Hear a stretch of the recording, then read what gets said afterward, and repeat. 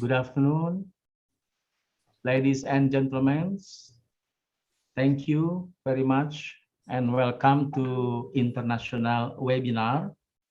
2 years on Jammu and Kashmir is moving in the right direction. Today is 5th August 2021. The webinar also live streaming in YouTube and is organized by CSEAS, Center for Southeast Asian Studies. As I remember, this is the second times of international webinar.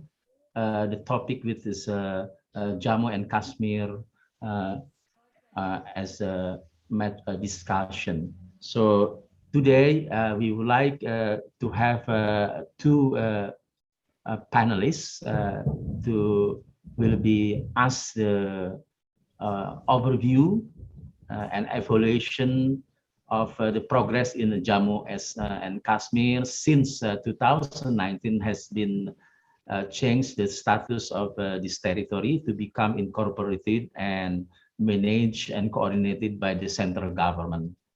So I would like to welcome to Mr. Vises Kaul, and also after Mrs. Vises Kaul, we will have a second speaker, Mr. Veramala Anjaya. Please, Mr. Vises Kaul, to have your presentation. Thank you very much.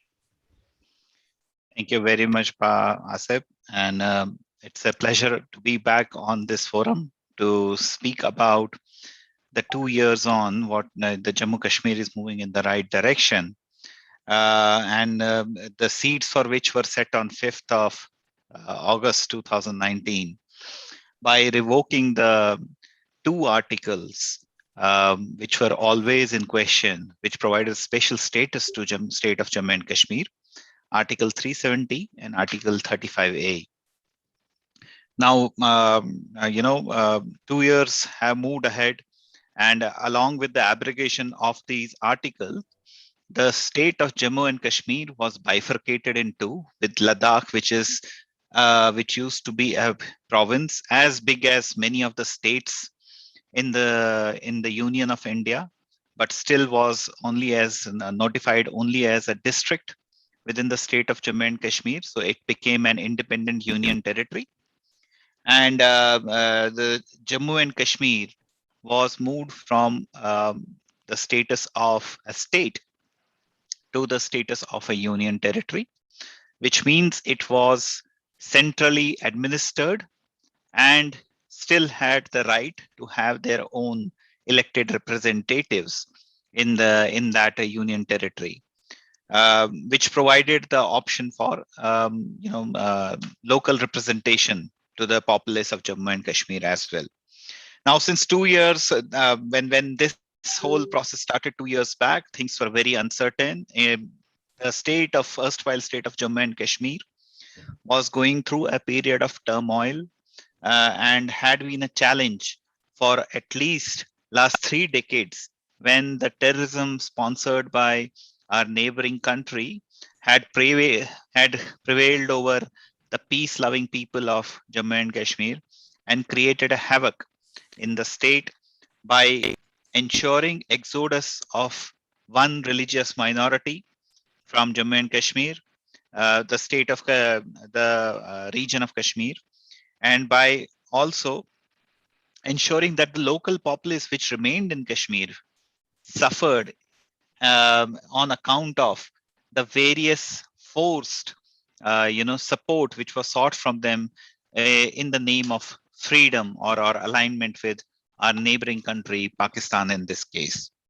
What this abrogation of Article 370 did was take away the special status, which essentially was alienating the people of Jammu and Kashmir by giving them a false sense of, a nationalism which did not exist in the Kashmir, or it was not a common, narrative across the whole of Jammu and Kashmir, including Ladakh. It was only in the Kashmir, and it tried to bring them mainstream. Of course, just repealing one act does not do that. There have been steps which have been taken by both sides. I think with the abrogation of Article 370 and the demotion of the state of Jammu and Kashmir to a union territory, a lot of opportunities opened because there was a direct line which opened up with the government of India, the centrally administered government of India. And what had happened over last many decades, there were two families, political families in Kashmir, who had been used the special status of Article 370 to their own personal benefit, led huge corruption, amassed unaccounted wealth, living in lavish lives, while the people of Jammu and Kashmir struggled to make their day ends with the tourism industry, which was the only industry available in Kashmir, and any other industry was not allowed to enter the state of Jammu and Kashmir. Since 2019, because of the initiatives and the connect which the government of India has established by being responsible for directly administering the Union Territory of Jammu and Kashmir, a lot of things have changed. I think there has been an increase in the sense of inclusion amongst the people of Jammu and Kashmir. That is very much evident. Before August 2019, it was very difficult to see an Indian flag anywhere in the state of Jammu and Kashmir, but now you can see people really warming up to the idea, because in their hearts they believe that they are they are part of the integral part of India. But because of the fear which was spread by the terrorists sponsored by our neighboring country, and given the name of freedom struggle, they were not able to voice their opinion. But with the protection of the central government, which is controlling the security situation in the state of Jammu and Kashmir, I think people are feeling a new sense of inclusion, a new sense of freedom, and expressing their love to the country, quite openly, by holding the flags, by participating in schemes, by participating in events, which basically is a means for them to express their love for the country. And that's a big change which I see as a common citizen of from the state of Jammu and Kashmir, erstwhile state of Jammu and Kashmir. One other big thing which has happened over a period of time is the irrelevance of the separatist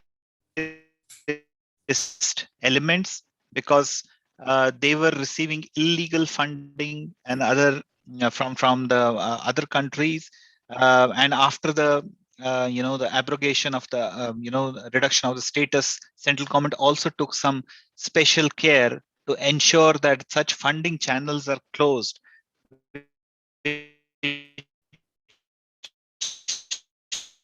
they use to stoke up problems within the erstwhile state. And it's primarily because they are not in a position to do that. All their funding which they used to receive from the neighboring country, that has been stopped, and they have simply gone into irrelevance. People have also risen up against them because of the people want a chance on peace. And now these has gone into relevance and people have risen against them. There are so many things which have improved. For example, from even a terror angle perspective, there has been a huge reduction in the number of terrorists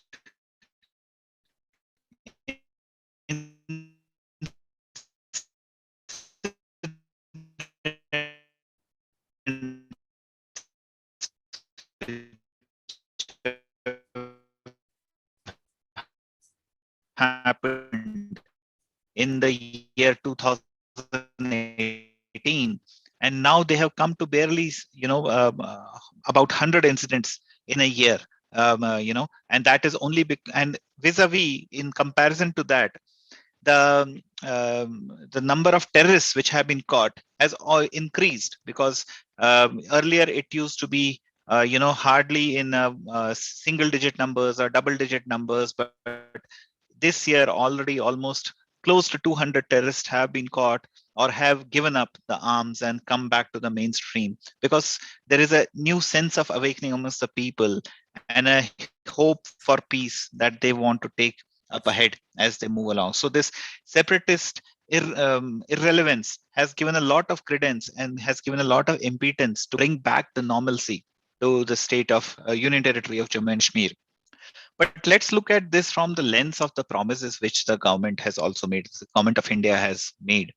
There were certain things which government of India promised when they abrogated the Article 370, and amongst them, the top of them was the increased and direct investment government of India can make into the region, and that has seen a huge shift over the last couple of years. There are new roads which are being made. There are new construction. As you know, that Kashmir is in middle of the mountains, and it's very difficult to reach it on a through a road or through rail. But all that has been made possible. There are various social sector inclusion schemes which have been implemented, and the numbers are only increasing on a day-to-day basis.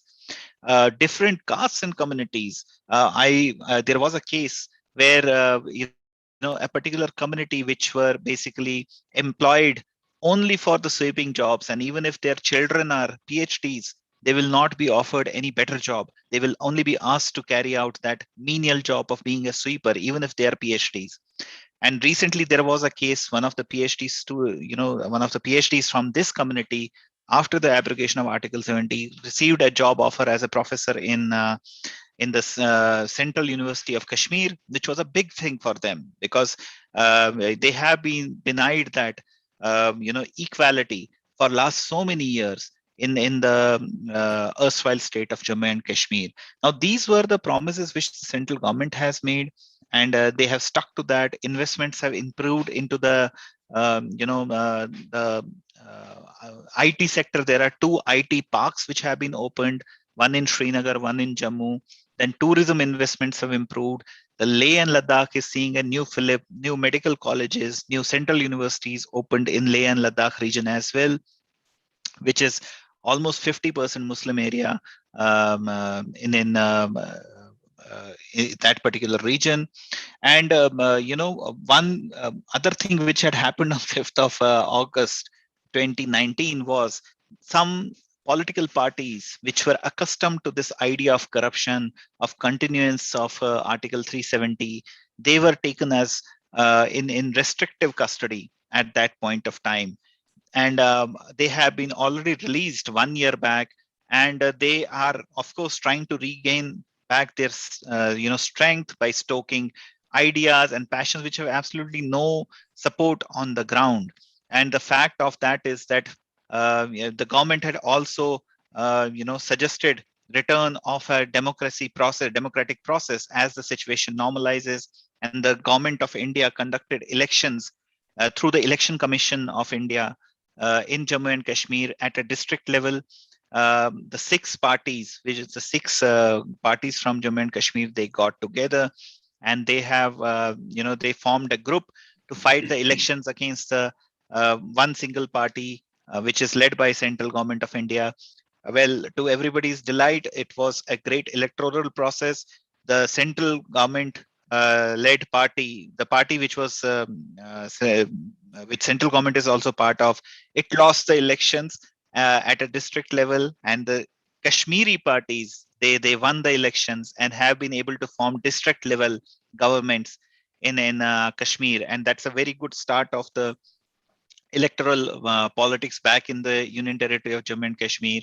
And recently there was, on this topic, there was a connect between the Prime Minister of India and these six parties, and Prime Minister gave his assurance that as things become better, things come back to normalcy, the other levels of politics or elections will also be opened, whether it is at a state level or at a, any other level, and that will also be opened up. And so this is basically the whole democratic process coming back to the normalcy and making it possible for the normal electorate to make their choice known about what kind of candidates they want, what kind of living standards they want, and how they want to live their life, right? One major factor which could have been better but has not really picked up the impetus when the trouble started in the state of Jammu and Kashmir in 1990s. There was a forced exodus of one particular community, and then there were some exodus because of the nature of the conflict from other communities as well. Now that is something which has not happened at the pace. The rehabilitation of these communities back into the in their motherland, in their homeland, which is Kashmir, that has not really happened at the pace it should have happened, but good start has been made in that direction as well, whether it is in terms of offering them protected zones where they can live, and the construction work is yet to kickstart, but at least the area has been earmarked where these people, these communities can go back and live and construct their homes with the state support and the government support. And then they have been offered some jobs also in the Union Territory of Jammu and Kashmir, and allowed them to make a part of this allows them to be a part of the progressive journey and allows them to be back to their homeland after a long time. Many people who were living in state of Jammu and Kashmir for a long time but did not have the the residency of status in state of Jammu and Kashmir, they have been provided that equality as well. So that rehabilitation part is something which I think will pick up pace as we move along. But and it's expected because it requires not only a policy change from the government and acceptance of these people from the local population, which had actually which was a silent spectator when this exodus happened. But it also requires a level of trust and understanding from the community, which has to move back as well to accept that this is their motherland, and the people in Kashmir are their brothers and sisters, and they can live in peace over there. So that's the acceptance of that situation, and I think that situation will improve as we move along. Overall, last 2 years have been really good in ensuring that Kashmir moves towards the path of progress and peace. The army demilitarization has also kick-started to some extent. However, it's a sensitive area, and government does not want to, bring any reason for trouble to start again. So it's a little bit of slow process again. But I'm sure if this journey continues in the direction which it has picked up, towards normalcy, towards peace, and towards acceptance of development as the only reason for for us to move ahead as joint communities. I think this whole process will move ahead very quickly, and Kashmir will be the heaven on earth that it is marketed as, not very far away. All communities can live in peace over there very soon. So that's a on the ground kind of a view from a person who comes from Kashmir.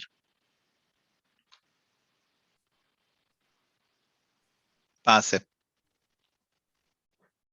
Thank you very much, Mr. Viseskal, for the explanation, the latest development of Jammu and Kashmir, particularly in terms of political security even the socials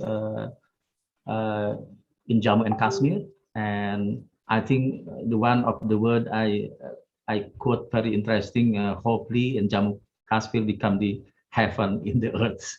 That is very interesting point because Jammu and Kashmir in a lot of audience in Indonesia normally relate to the majority people's Muslim there, and then Pak Firamala Anjaijah will describe it later. But before that, I just want to emphasize that every audience here, whether in Zoom and YouTube, would like to request a question will be have plenty time later, and then you can put on the chat box also before we can read it for you.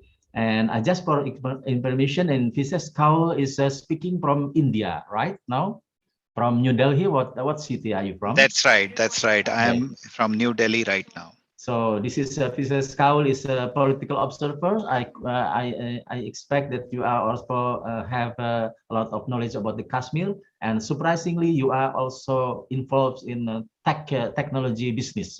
That's very interesting background for you. Let's hear the second speaker, Mr. Feramala Anjaya. He is a senior researcher fellow at CSEAS Indonesia, speaking from Jakarta. This is Pak Firamala, famous with the background as a senior journalist also in Indonesia. Please welcome Pak Firamala for your presentation. Thank you very much. Yeah. Good afternoon, everybody. Good afternoon, everybody. Bapa Arisman from the CSEAS and Pa Asep and my fellow speaker, Mr. Vishesh Kaul. See this beautiful picture of Kashmir. Kashmir is really a paradise on earth. It is so beautiful. Many Indian couples always go to honeymoon to the Kashmir if the peace is there, because so many years they didn't go. It's like our Bali in India. Yeah. So Jammu and Kashmir is a unique territory in India. The Jammu and Kashmir state has two capitals, Jammu city, which is the capital city for Jammu and Kashmir from November to April, and Srinagar from May to October. Since October 31, 2019, the state was split into Jammu and Kashmir, one union territory, and Ladakh as the other union territory under the Jammu and Kashmir Reorganization Act of 2019. Next slide, please.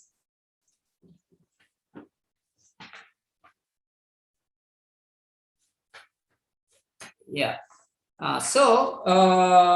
In a historic and bold move on August 5, 2019, the Indian government announced the abrogation of the Article 370 and Article 35A of the Indian Constitution. Actually, Article 370 is a provisional article, which is not a permanent one. So the articles had given a special status to Jammu and Kashmir state. With the abrogation of these two articles, all people in Jammu and Kashmir and Ladakh territories have now the same rights with other fellow Indians, and all Indian laws are equally applicable in these two union territories. The Jammu and Kashmir has two main regions. It's the name itself, it indicates. The first one is the Hindu majority Jammu, and the second one is the Muslim majority Kashmir regions. But overall, in the population, Muslims are in majority. I think they constitute 68.8% of our 14 million are Muslims in that union territory.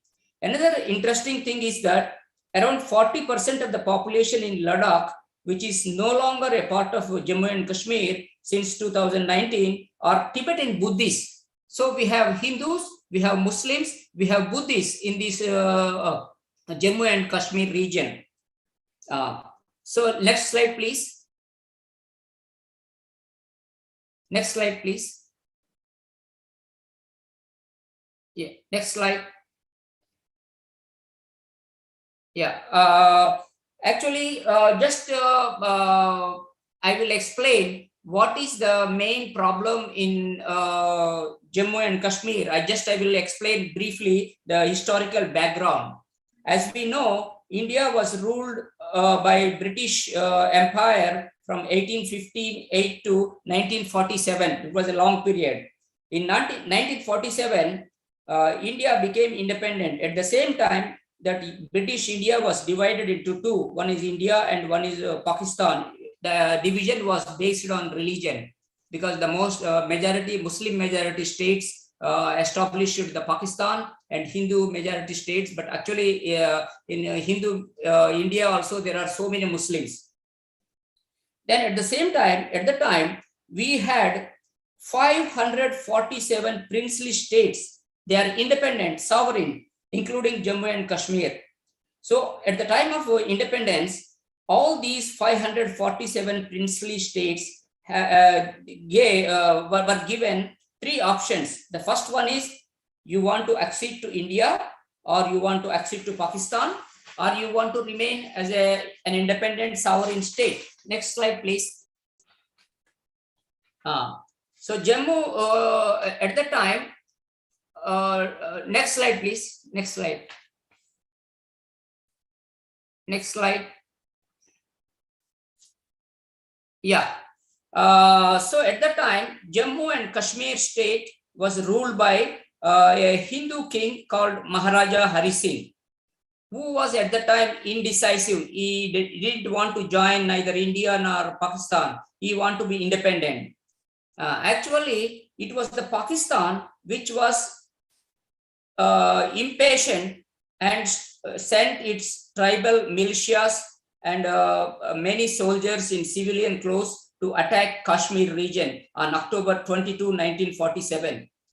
They created a big mess there. They massacred many people from Hindus, Muslims, and Sikh communities. So they occupied most of the Jammu and Kashmir state at that time in 1947. Then the Maharaja Hari Singh asked for the help of India, but India refused to help because it is nothing to do with India. It was nothing to do with India at that time because it was not a part of India. Then the Maharaja Hari Singh decided to sign an instrument of accession on October 27, 1947. And on the same day, the Indian government immediately deployed, airlifted the soldiers to liberate Kashmir from Pakistani tribal militias and Pakistani soldiers. So that was the beginning of the India and Pakistan war, the first war, which went from 1947 to 1949. The United Nations intervened and there was a ceasefire in 1949, and the UN Security Council passed two resolutions, number 39 and 47. And later on, Pakistan is determined to occupy Kashmir. So it started many wars with India in 1965 and 1971 and 1999. So there were 4 wars. Next slide, please. So in these, next slide, please. In these all 4 wars, Pakistan failed to capture the Jammu and Kashmir. So after that, the Pakistan adopted a new strategy in which it openly, publicly supports separatist movement in Jammu and Kashmir state, and also it sponsors terrorism, and it sends many people, people from terrorist groups through border infiltration into the Kashmir area. So all these problems came from, Mr. Vishesh Kaul rightly pointed out that all these problems came from Pakistan. But actually, if we speak frankly, actually, India entered into Kashmir through legal means, because the ruling king officially signed an agreement, he joined India. But whereas Pakistan didn't have a single legal right, because they didn't have, most of the majority of the Muslims in Kashmir were against joining Pakistan. That's why we have national conference, which have a majority of Muslims who wanted to remain in India with a special status, and they ruled this province almost 70 years. But unfortunately, these local leaders didn't able to curb the violence, and there was instability frequently. There was a political chaos and also economic decline. So the Jammu and Kashmir has become a troubled region for a long time. Then Prime Minister Narendra Modi, he considered all the policies and inputs, and he abrogated the Article 370 and 35A. Then they established the Jammu and Kashmir and Ladakh Union Territories. The main objective of these are three P's, what we call it, three P's. First P is prosperity, the second P is progress, and the third P is peace. So let us look at what kind of political initiatives the government has adopted in the Jammu and Kashmir state during the last 2 years. From the political initiative side, the first thing they did was first ever Block Development Council elections were held in October 2019. That was a big success. At the end of 2020, District Development Council elections concluded in all 20 districts of the Jammu and Kashmir Union Territory.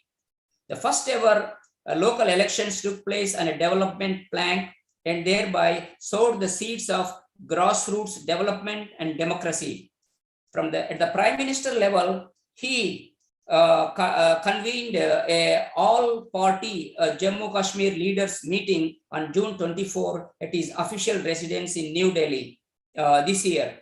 Actually, the main purpose was to design a new policy and to restore its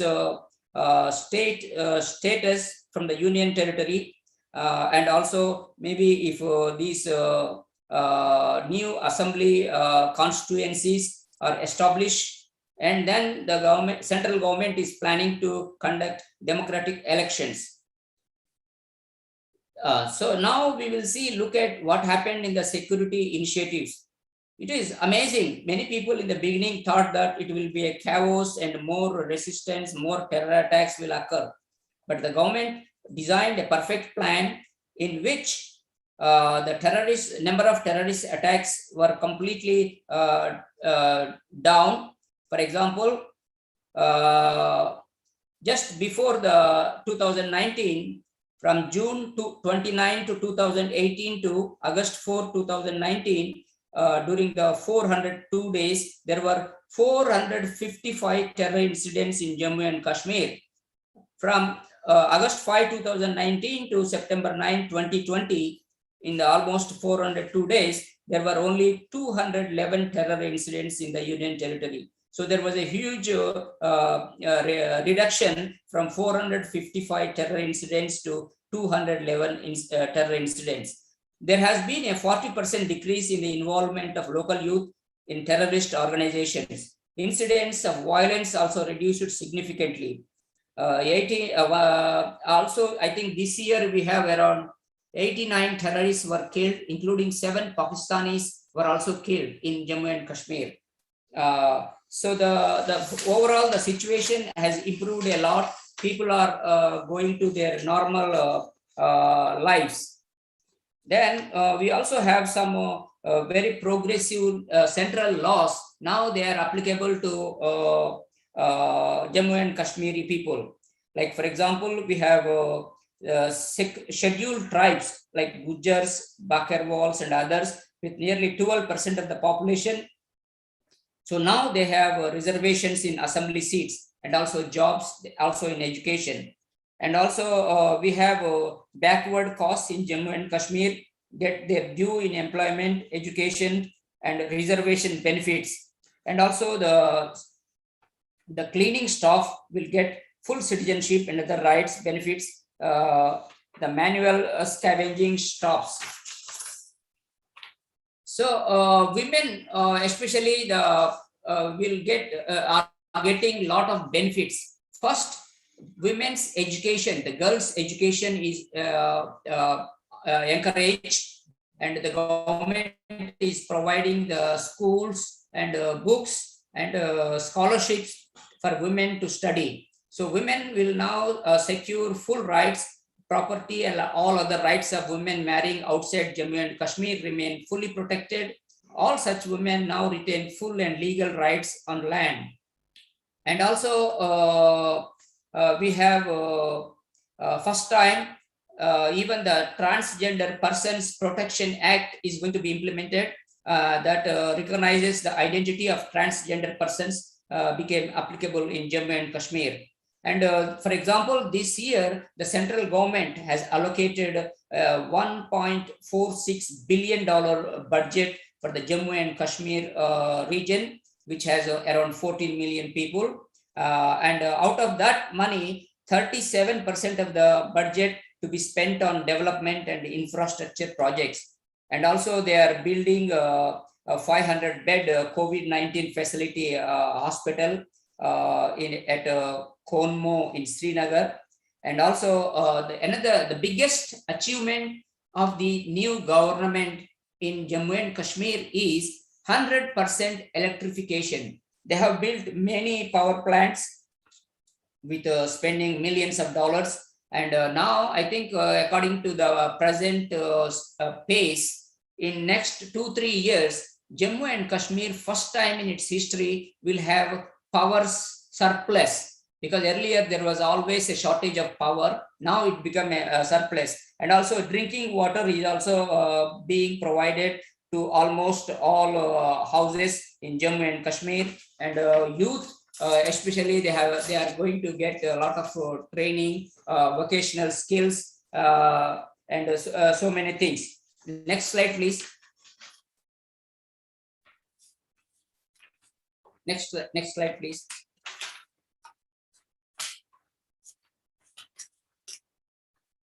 Next slide, please. Yeah. So now people in Jammu and Kashmir now belong to one nation, one constitution. They are all under one flag. So that is a very big step, major step. Please next go to the next slide, please. Next slide, please.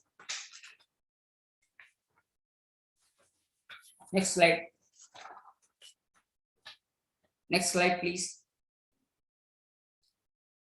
Yeah, I already covered this. Next slide, please. Yeah. Yeah. Okay. Next slide, please. One more. Yeah. Next slide. So basically, in these 2 years, amazing things had happened in Jammu and Kashmir region. Now women are openly coming from their homes, and they are working and they're learning at educational institutions. Next slide, please. Yeah. So now women increasingly involving in their businesses, and farmers also are getting financial support from the government, and local elections were held. They have proper administration, violence contained, border intrusions also reduced. Very few protests nowadays because all the political prisoners were already released. Economic activities in full swing despite the COVID-19 pandemic. So the whole state is moving in the right direction. Now more schools, colleges, and educational institutions are being built, more scholarships and jobs, and more pensions to the pensioners. So government committed fully to prosperity, progress, and peace in Jammu and Kashmir. Thank you very much, Pak Asep. Thank you, Pak Firamala Anjaya, with the quite interesting presentation, and then we can learn a lot of things, particularly Pak Firamala touched what the latest political situation, even the security, has been explained clearly, and also Pak Firamala also touched a little bit about the social and economic progress the last 2 years. That is the we can discuss it later. That is, thank you, Paramala, for the presentation. And I just want to remind our audience, we have the first presentation already heard, Mr. Viseskau from New Delhi. We are lucky here, so we can discuss it later, and a lot of time probably for discuss the panel's discussion and webinar on Kashmir in 2 years. Please allow me also to continue the discussion with my self-presentation. It is about economic. I myself is as a moderator and discuss to have a comment on the progress of Kashmir. I am a lecturer of University of Muhammadiyah Jakarta. So please allow me to share a little bit. I don't want to take your times a lot, but I just to summarize the economic progress within 2 years. Because if you look at the economic situation, so we can discuss the Jammu and Kashmir in comprehensively in context, so we can discuss not only focus in the security and political issue since it's already discussed last 2 years. This one, my presentation is about in touch about the snapshot of Jammu and Kashmir economic. I'm lucky that my picture is similar with Ramallah. It is the flowers in the background of Jammu Kashmir. Why? Because if you look at the overall, the Jammu Kashmir is with this almost 70% Muslim. So this is the area is famous within Indonesia from 12 million people. So you can imagine that Jammu and Kashmir has similarity and socials and culture maybe. Yeah. So this is a very good opportunity also to talk about the economics in this session. And Jammu and Kashmir in general is a service-based and agri-oriented economy. Yeah. So we can discuss later that of course Jammu and Kashmir has landscapes very good. The location is famous with if you look at the Indian movies, a lot of scenes explains about the beautiful area, the beautiful landscape of Jammu Kashmir. Even though myself hasn't been there, Pak Viramala and Pak Vises, hopefully in the next time I could have an opportunity to visit this so-called is heaven in earth. And the second thing is, if you look at the Jammu and Kashmir, the transfer status from semi-autonomous, from autonomous to union territory, this is a very, very significant meaning for this location. If you look at in details, the Jammu and Kashmir, in our mind, in most of the people's mind, it is a tourism destination. This is the first-rate tourist destination in the world. It has this location also location for adventures, even pilgrimage, spiritual visit. Yeah, because some of the sites here is holy sites for Hindus, for family, and also for among the peoples around the world. This location is famous with for health and tourism. Now let's see the last 2 years economic progress in this area.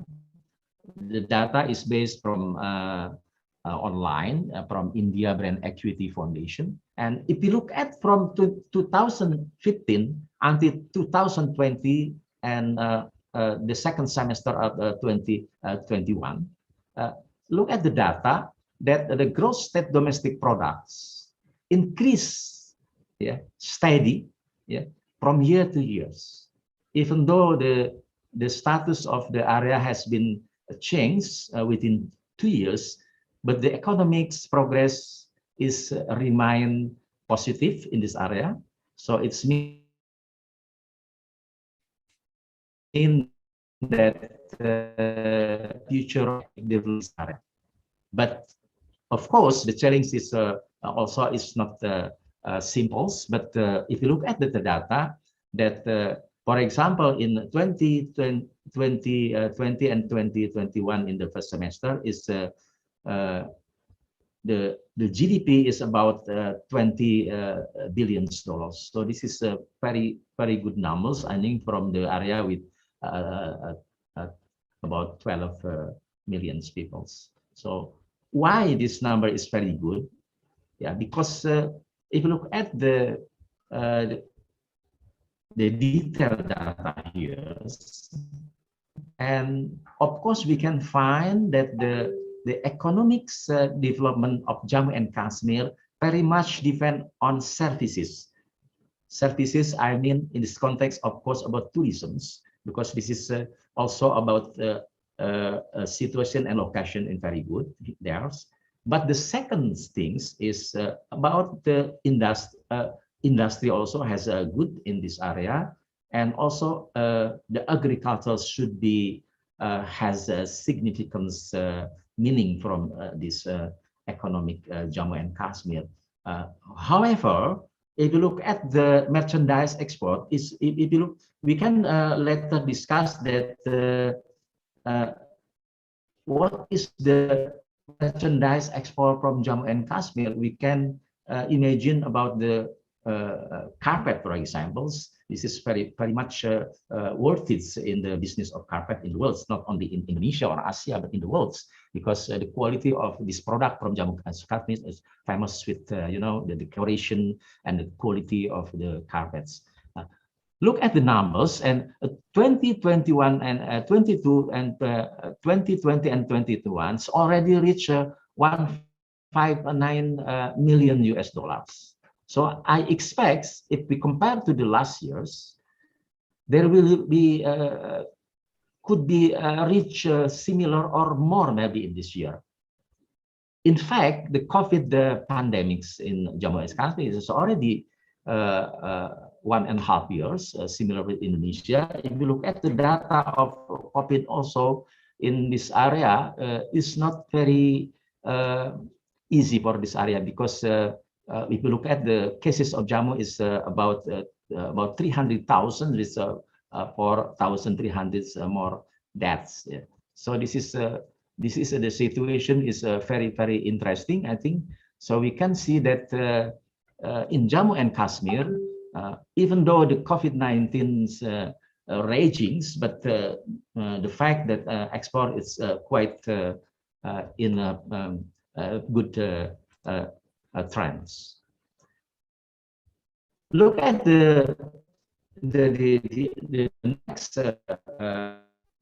example is about the economic situation in the Jammu and Kashmir. If you look at Jammu and Kashmir from floriculture sectors, yeah, that this area becomes Asia's largest tulip garden and ideal climate to floriculture and enormous assortment of flora and fauna. So this is a very important factor for economic of this area. So if you look at Mr. Feramala has showed the beauty of tulip garden in Jammu and Kashmir. This area also has skilled weavers and designers of textile product. I call it more specifically about carpets. Yeah. This provide basis setting up more textile also unites. So the traditional skill of the people in craftsmen can be utilized to meet the demand of industrial process. So in general, the people in Jammu and Kashmir has a talent as a skill, yeah, for textile product. So this is I mean the significant value of the human resources in Jammu and Kashmir. And next, about this silk industry of this area also has quite good numbers. Yeah, stood at 117 metric tons. Yeah. So handicap promotion also become the prime target of this Jammu and Kashmir. So in general also, within 2 years, there is a new land law to benefit institution for the promotion of healthcare or senior secondary or higher special education has been touched by two previous speakers about these things. Next, we can see that the commitment of the central government, because the Jammu and Kashmir, based on the current legality, is managing and administrative organized by central government rather than autonomous like 2019. Now is centralized. So the central government has commitment to develop Jammu and Kashmir. In October 2020, for example, the Union Cabinet to extend the market intervention schemes. So this is the policy from central government has give opportunity for Jammu and Kashmir to develop well on term of economics. Also in National Rural Livelihood Mission, it is very well also developed for has a commitment until 2024. And in April 2021, the government announced the new industrial policy until 2030. This policy from central government, I think, provide the fundamentals need for the Jammu and Kashmir area to develop well in the future. And as we can see, last 3 years has a very good record in numbers of growth in this area. The commitment also from this central government, as I see from this report, as look at the policy to address the environment, for example. So because we have had experience about natural water resources, the pollution, but in this area, because famous with the beautiful landscapes, fresh air, also winter and summer scenery. So this is very much have to give attention on this environment things.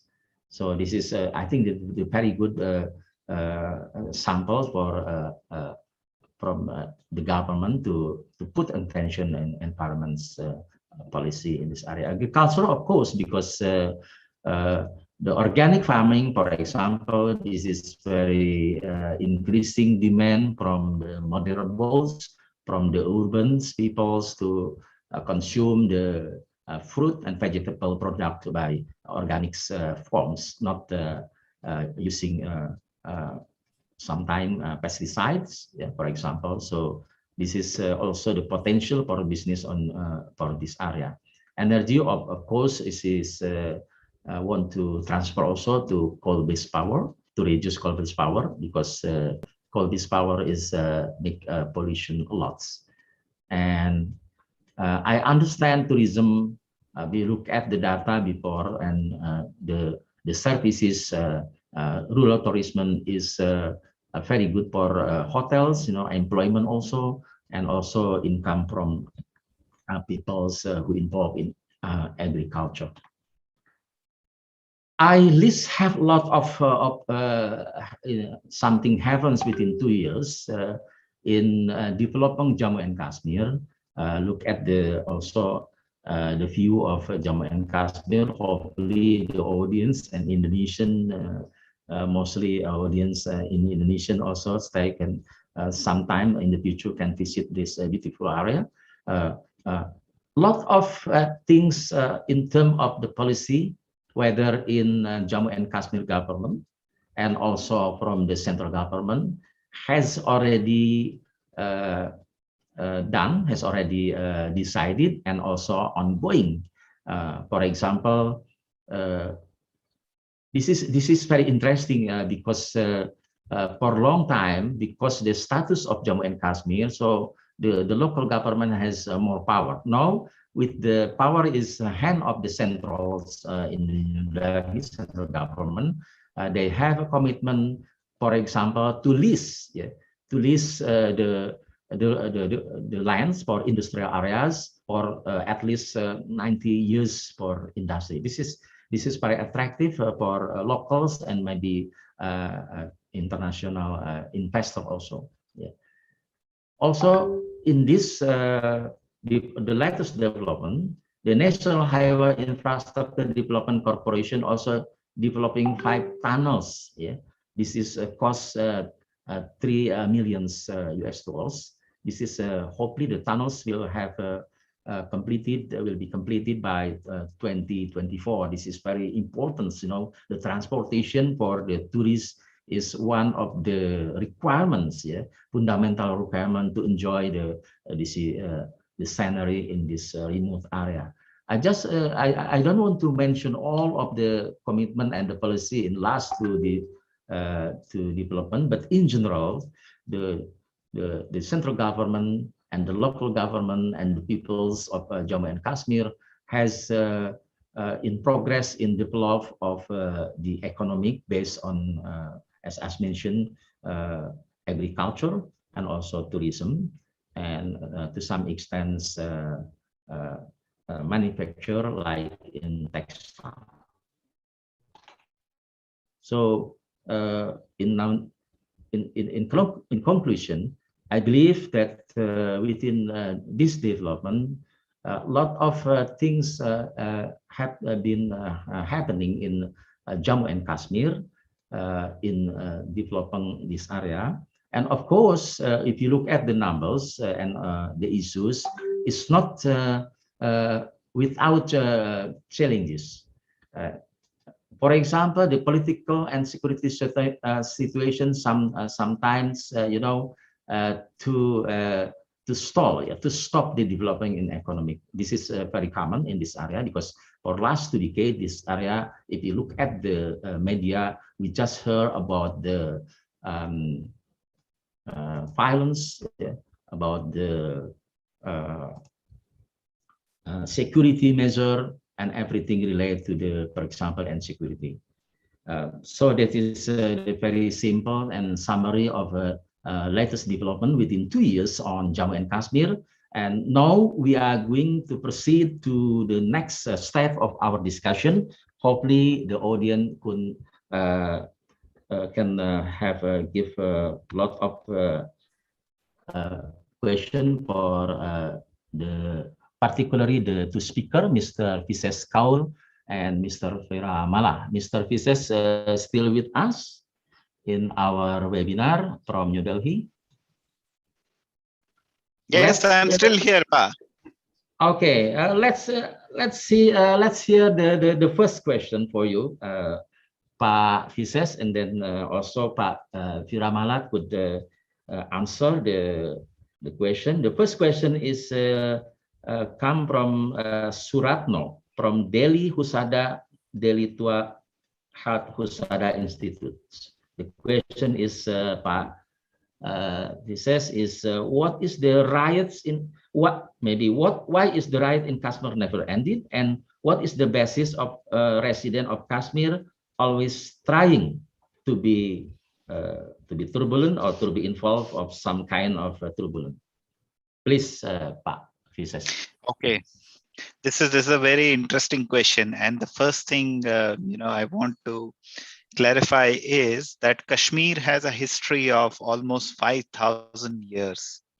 And it's called the cradle of civilization. You must have heard of the 4 key civilizations across the world. One of them was the Harappan civilization, and Kashmir is considered as a cradle of the ancient civilization of India, and it is also considered from where many of our holy texts have come out, right? There is also a rumor that Christ traveled to Kashmir at some point of time. It's nobody has proved it, but yes, this is a rumor. And it's also mentioned that Muhammad had an intent to visit Kashmir. He could not, so he sent his hair to Kashmir, and there is actually a site in Kashmir which holds Muhammad's hair, and it's a very holy site. Now, and in this 5,000-year-old history, documented history to a large extent, there have been times of turbulence, yes, but all those times have been in the recent past, and the history of that can be traced back to the accession of Kashmir to this to the state of India. And the people of Kashmir's rejection of the divisive policy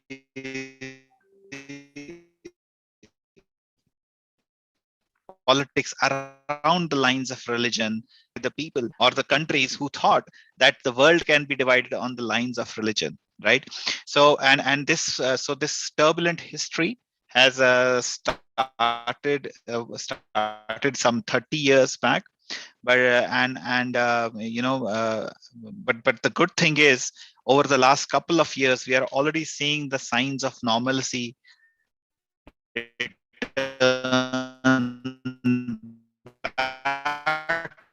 to Kashmir.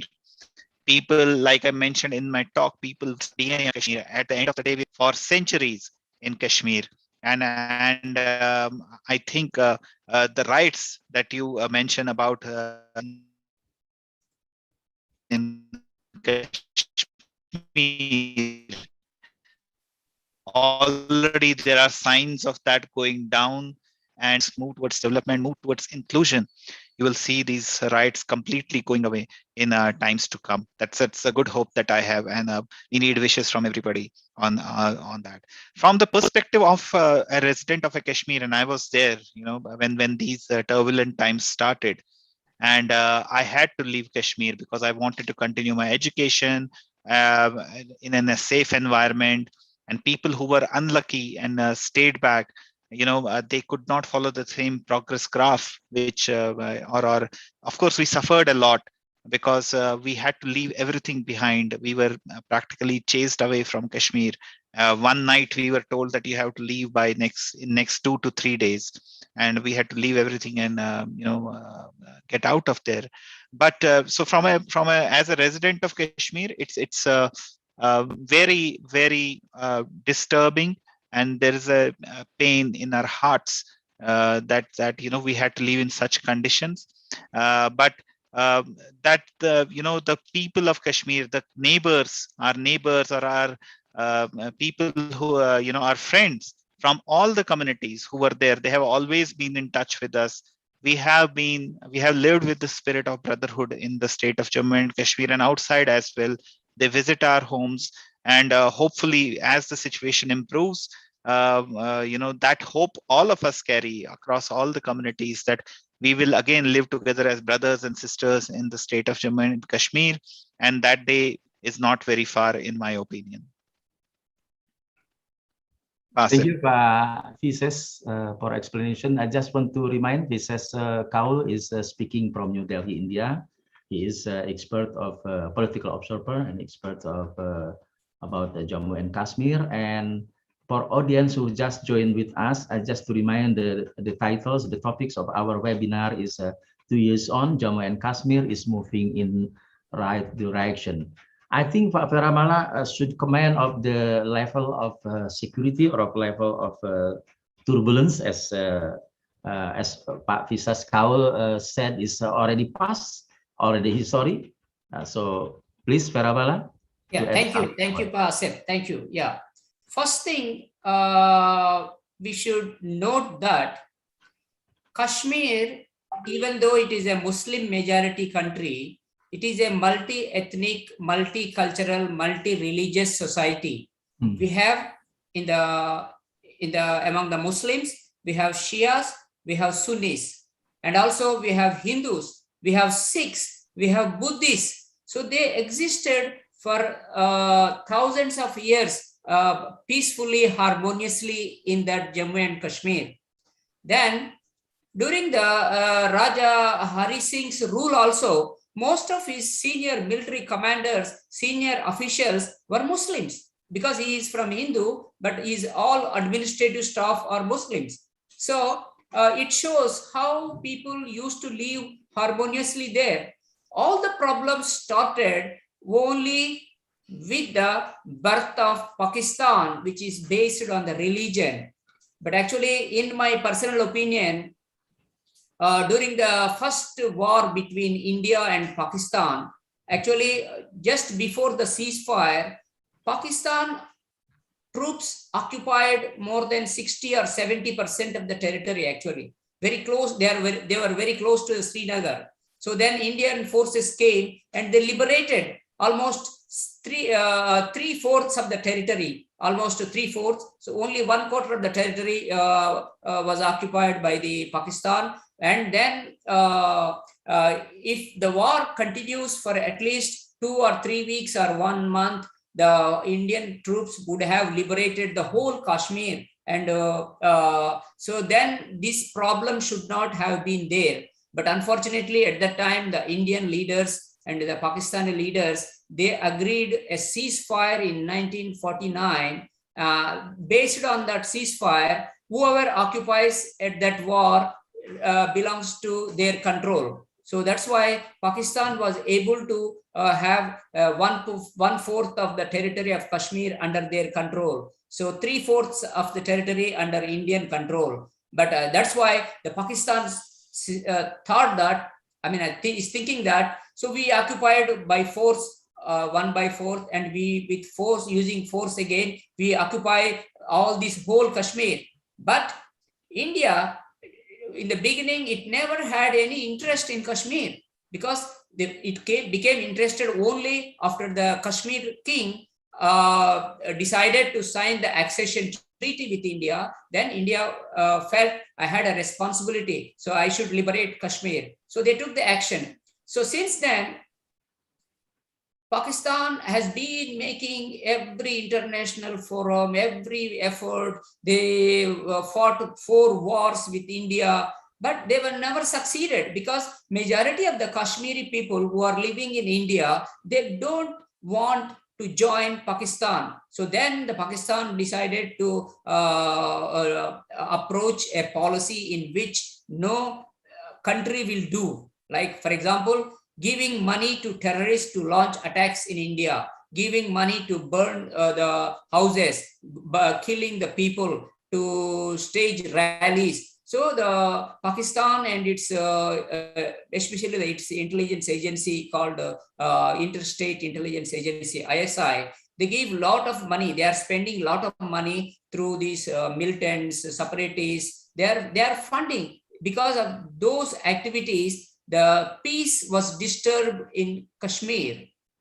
If Pakistan agreed to a peace deal with India, if the Kashmir united into one, then if Pakistan is not there, we will not have all these problems. So that's why the basic reason for all this unrest in Kashmir was only Pakistan, because it is determined to disturb, to create chaos, to destroy the lives, peaceful, normal lives of the Kashmiri people. Otherwise, we do not have. Because now the Indian government tightened the border control and deployed more forces to secure the region. So then in the 2 years, it is very clear. See, the situation has been improving rapidly. So if this continues for 3-4 years, the the Kashmir will become again a paradise. People will go to their honeymoons to Kashmir. Yeah, thank you, Pasif. Thank you, Pak Firamala. The second question is remind on the issue of the security, but I just want to add something that if you look at the data has been explained by me before, that the progress of economy quite good in the last 2 years, and that could be interpreted as the progress of economy should be in less violence environment, I guess. So this is a good sign. If you look at the data of economic progress, that it's mean that the security issue can be contained, and it's the energy of the Jammu and Kashmir people should put on the economic growth, as we can see in the data for the last 2 years. And the second question, Pak Vises, with us, still with us from New Delhi. From the same person, I think, from Delhi Tua Hat Husada Institute, Mr. Delhi Husada. This is I would like to divide into 2 parts of the question. First is, will Jammu and Kashmir will remain as union territory permanently? And the second part of the question is, Pakistan has a legal right in Jammu and Kashmir. So the first question is, will Jammu and Kashmir will remain as union territory permanently? for Mr. Vises. And the second question is Pakistan also has a legal right in Jammu and Kashmir. You can answer directly both directly in discussion, and then please Parama also add something from this question. Sure, Please. sure. So from as far as the status of Union Territory goes, there is a commitment from the government of India that the Kashmir will be state of Jammu and Kashmir will return, right? Maybe not as Ladakh as its part, but clearly Union Territory of Jammu and Kashmir will be elevated to the state of Jammu and Kashmir status.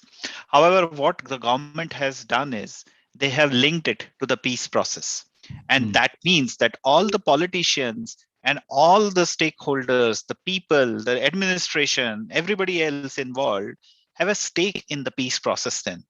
So they will definitely get this, the status of a state. It will not continue to be a union territory. And hopefully the way things are moving, it will happen very soon, not very far. But everybody, the government of India has made it clear that everybody has a role to play. Everybody will work towards that. And there is a milestone based discussion around that how we will achieve the status of the being a state from union territory, and that's a good thing, right? So that's about the status of the union territory of Jammu and Kashmir turning into a state. The second sorry, what was the second question, Asif? Is Pakistan has any legal right in Jammu and Kashmir, Indian area, of course?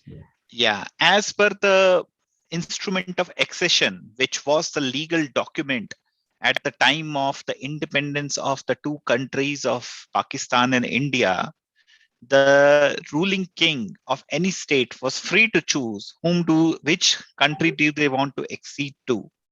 And in this case, based on the wishes, because there were people's wishes were also factored in over time through the leaders of the people, which was Sheikh Abdullah at that point of time.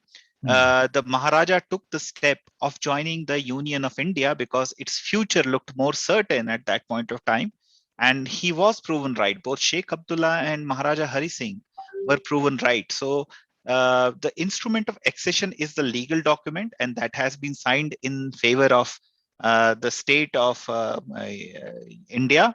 Yeah, and in that sense, Pakistan has absolutely no locus standi in the affairs of the state of Jammu and Kashmir, which is an integral part of the Indian Union. Yeah, that's what about the legality from a legal point of view where it stands. Thank you very much, Pak Vises, Mr. Vises, and also I just want to add something that our audience now is from YouTube and audience already more than 100. So this is very interesting webinar. So I would like to invite the audience from within Indonesia on overseas to ask questions. We have two speakers from New Delhi and from Jakarta. This is very interesting. And just as on the last two questions, Pak Viramala and Jaya, want you add something? Yeah. Thank you very much. Thank you very much. Actually, India is the world's biggest democratic country in the world. I mean, even bigger than US, bigger than the UK. India is the biggest democratic state. We have central government, we have state governments, we have union territories. So state governments have more powers to rule their country on their own. They have their own police. Unlike in Indonesia, we have only Indonesian police. But in India, we have Madhya Pradesh police, we have Andhra Pradesh police, we have Punjab police. So the police are diversified. So each state has their own administrative system, police and implementation of their own program. So that's why states are considered, they have more autonomy, more powers to rule their province. But if it is a union territory, which is directly under the supervision and the administration of the central government.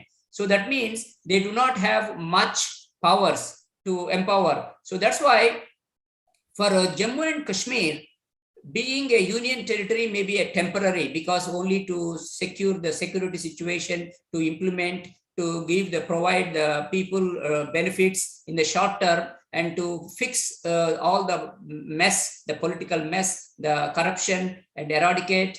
So this is only a temporary measure. Actually, the Prime Minister Narendra Modi on June 24, I think he invited all the political leaders, so that we will start the process now, because it is a political process to rebuild Jammu and Kashmir. Not, we don't have any intention to keep Jammu and Kashmir as a union territory permanently.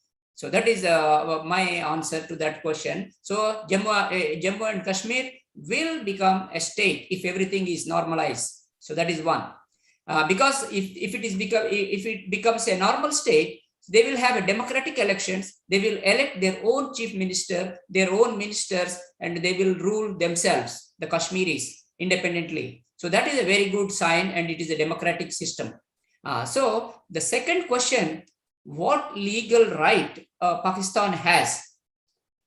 So Mr. Vishesh rightly pointed out that when the king of Jammu and Kashmir, whatever Pakistan will say, if he legally signs a document, so it belongs to India. The whole Kashmir belongs to India. Where is the proof? Pakistan, what proof you have? Do you think that Jammu and Kashmiri people are supporting that they should separate from India and join Pakistan? What benefits they will get? For example, if they join, what benefits they will get? Pakistan is in a big economically and other aspects. It is facing its own mess of problems. So legally, Pakistan has no legal right in Kashmir, but it is a fact. That's why the international community, especially the United Nations, must intervene to solve this problem, because they are supporting terrorism officially. They are supporting separatist movement. They are supporting violence in a friendly neighbor state. So that is not acceptable. Yeah, thank you, Pasir. Thank you very much. The discussion becoming very interesting, because touch not only political, security, even legal. Ladies and gentlemen, audience, dear participants, and also speakers, let's move to the YouTube. I just learned there is one question from the India, from Mital Kona. So she asked the question: what are the 3 things that government of India should do to accelerate growth economic there? So because this is in general, I think not only economic, maybe in overalls. I give the opportunity to Mr. Vishesh for the answer, please. Sure. So there are many steps which have already been implemented, and we should commend the government of India in thinking in that direction. The economic prosperity of any community is not only a function of the opportunities which the state provides to them, but also the individual's effort, the empowerment of the individual to build a life and an economic prosperity that they choose. So from that perspective, I think some of the steps which the government have already taken by ensuring an equal platform, equality for everyone, in terms of the the opportunities that they can choose and pursue in Kashmir. That's one very positive step. The other thing is, of course, the work which the government is doing in terms of getting international recognition, because Kashmir is a bountiful state, and the fruits of Kashmir and the produce of Kashmir, like saffron or the different kinds of fruits, mulberry, and very delicate fruits are something which are very popular across the world, and the government has taken a step to get them GI tagged, so that they get world recognition and can fetch a higher price to the common farmer in Kashmir. That's another steps towards the empowerment of the local populace, and making their life simpler and easier, getting more money in their hands. Those are a couple of steps which the government has taken. But the biggest of all the, how to alleviate the challenges of the economic challenges of the populace in Kashmir is how easy it is for them to conduct business, and it ranges from reduction of corruption in the state departments, and to the accessibility of markets across the world. And that's another thing which government is simplifying, but I think this is a journey which will continue for some time, till it reaches a level it becomes a self-sustaining process. And that's where I think government should focus aggressively at this point of time. So I just mentioned that the three things driver for the development, the next step of development of Jammu Kashmir is the equal opportunity for all the whole people. This is domestic things, and also empowerment. I mentioned from Mr. Kasper, people should be empowered because it's depend on the locals, but also if I mention about international recognition is very important also. Yes. For government, for central government to have supports for Jammu and Kashmir peoples. Yes. And of course, the classic of issue in good government is the corruption is everywhere. Sometimes, this is the most very much a challenge for Jammu and Kashmir and elsewhere in other area. Pak Firamala would like to add something about the drivers to accelerate the growth in Jammu and Kashmir? Yeah, okay. Because Pa Vishesh has explained in detail, full details, I will just add one thing. Now the whole world is facing a very serious COVID-19 pandemic. But despite of this COVID-19 pandemic, because the Kashmir has the biggest problem with the security and the political stability. So now these two things are moving in the right direction. Then in the last 2 years, according to the Jammu and Kashmir state, they received $2 billion of business investment offers from various companies. Imagine, $2 billion they want to invest in this beautiful Kashmir. Actually, Kashmir is very famous, as Mr. Vishesh said, that for apples and also flowers. And also it has a very, very good areas due to the major rivers. It has very good fertile land. Agriculture is also very good. And it is also very famous for silk and handicrafts. And also it is very famous for tourism and also sports adventures. So if all these potential is there, if the government is able to fix the security situation, if they have a stable government, the Jammu and Kashmir will become again a very prosperous state in India. Thank you.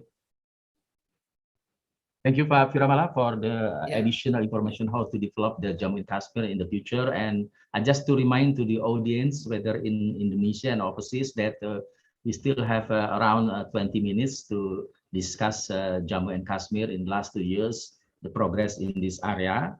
And the audience could opportunity to deliver question in Bahasa Indonesia, so I can translate for our speakers.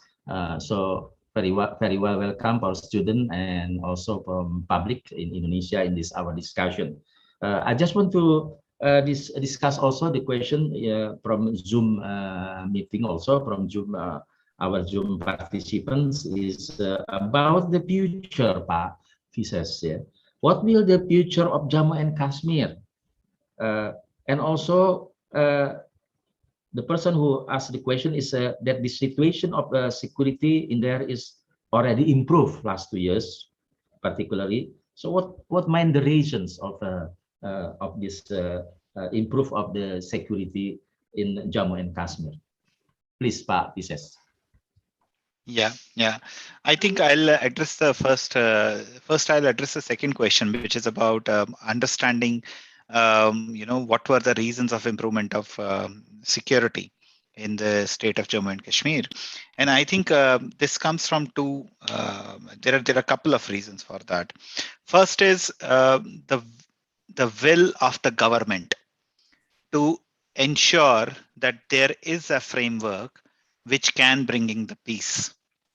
And second is the willingness of people to embrace the peace opportunity which is being put across to them, push back the players who actually are disturbing the peace, and make it clear that it is progress that they want, and the continuity of the cycle of violence or the disturbance will not be tolerated anymore in Kashmir. So it's both the will of the government and the willingness of the people, which is very much required over there. And that's what has changed in last 2 years.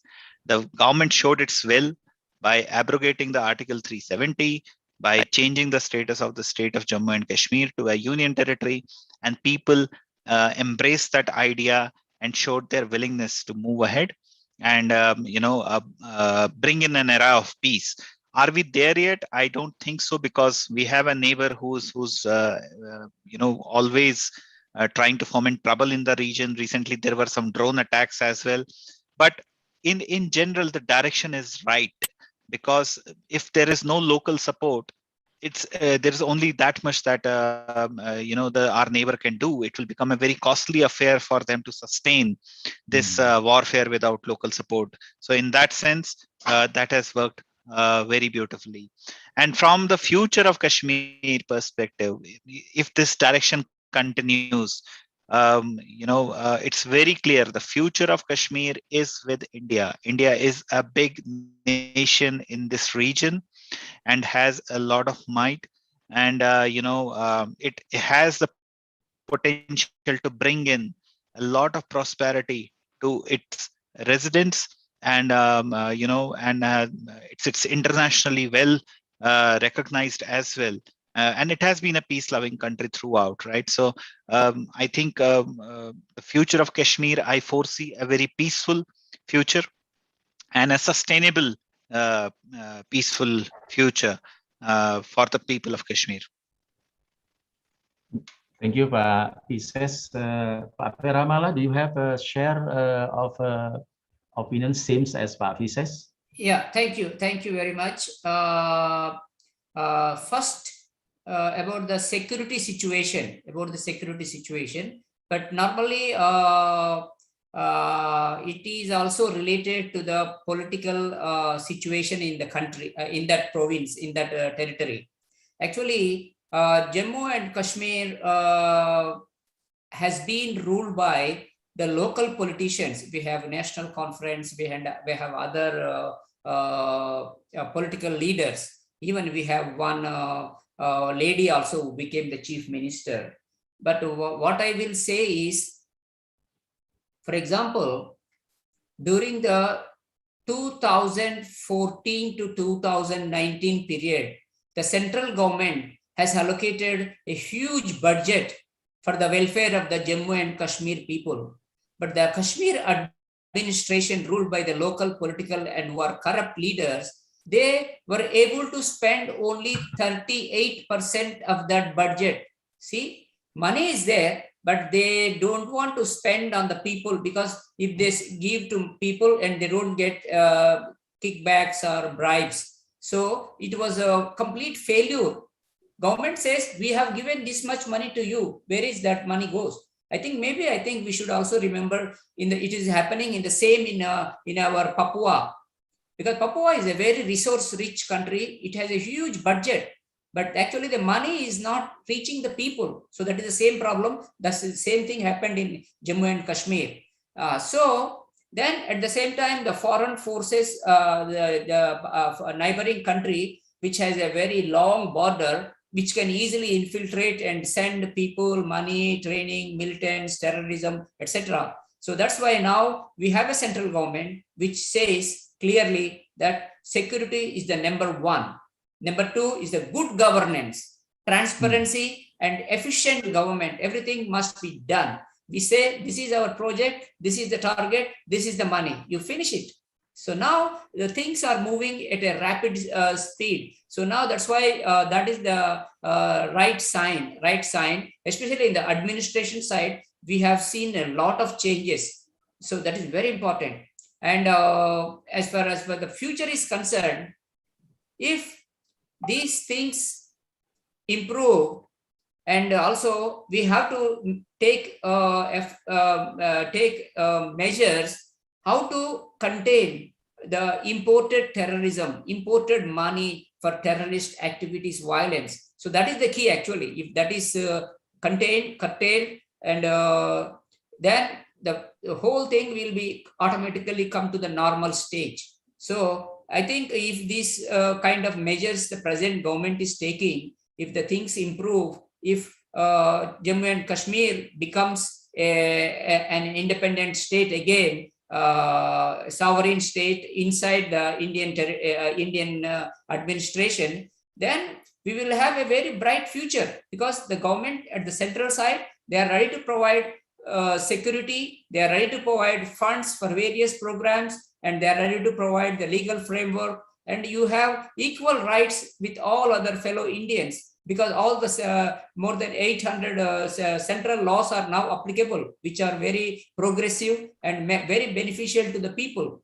You have reservations for the weaker sections, you have reservations for the women, and you have easily bank loans for the farmers, for the small traders. So the things will improve. So it will become prosperous again. Thank you, Pastor. Thank you very much. Before we are closing statement, because there is no audience ask a question anymore, I just want to add something about the future of Jammu and Kashmir regarding of the particularly about the government, that as a norms in Jammu and Kashmir and elsewhere in the world, that the government should be accountable. So the responsible of the current government will give the bright futures. Yeah, I mean, as Pak Vises mentioned, no corruption. As Pak Paramala mentioned, as good governance. That's the key of the Jammu and Kashmir.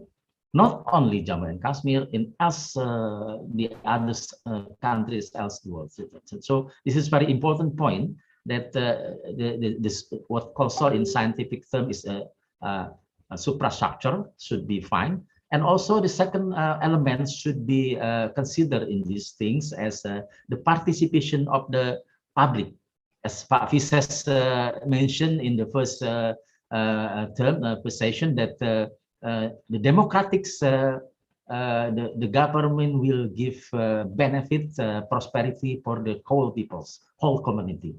So the future of Jammu Kashmir lays on these things.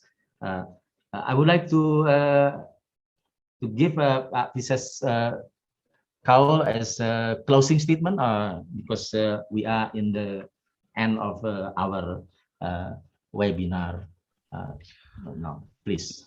Thank you very much, Pa Asep, and I thank my co-panelist Pa Veramala as well, and all the participants who have joined this call. It's very interesting to hear the questions and share the situation on the ground with an international audience who is spread across the world. I'm glad that we could have this opportunity to talk to this audience. Now it's just 2 years that have passed behind us since this whole situation has started to change. But Kashmir has a rich history, like I already said, of peace and of communal harmony, which is an example for the rest of the world to follow as well. And I believe that in my lifetime, I will definitely see a peaceful and prosperous Kashmir. And hopefully one day I will be able to return to my roots as well and live amongst my brothers and sisters in the state with all willingness, with all love. And Kashmir will once again, be the fountainhead of the civilization of this great subcontinent, which is across, this whole India, Pakistan, Afghanistan, Nepal, Bhutan. The impact of Kashmir is seen everywhere, right? So I will surely see that day return as we continue in the right direction of achieving the purpose of peace in this troubled state. Thank you very much, Pa.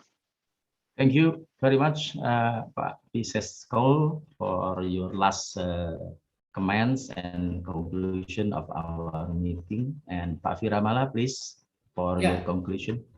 Yeah, thank you, Pa Asep. Thank you, Mr. Vishesh Kaul. Thank you, Dr. Arisman. I am very happy and glad to participate last year and this year also about Jammu and Kashmir, because I have been following the developments for a so long time during my college days until now. So imagine only watching on TV and reading the reports in the newspapers, I felt myself as a human being, what kind of tragedy the Kashmiri people are facing there. So because of these terrorist activities, separatist activities, the violent activities. So I have a lot of sympathy for them. So I'm very glad the CSEAS has given me this chance to speak and share my views about this important issue. Actually, we would like to see Jammu Kashmir again a state, not with Article 370, which is not suitable for the present situation.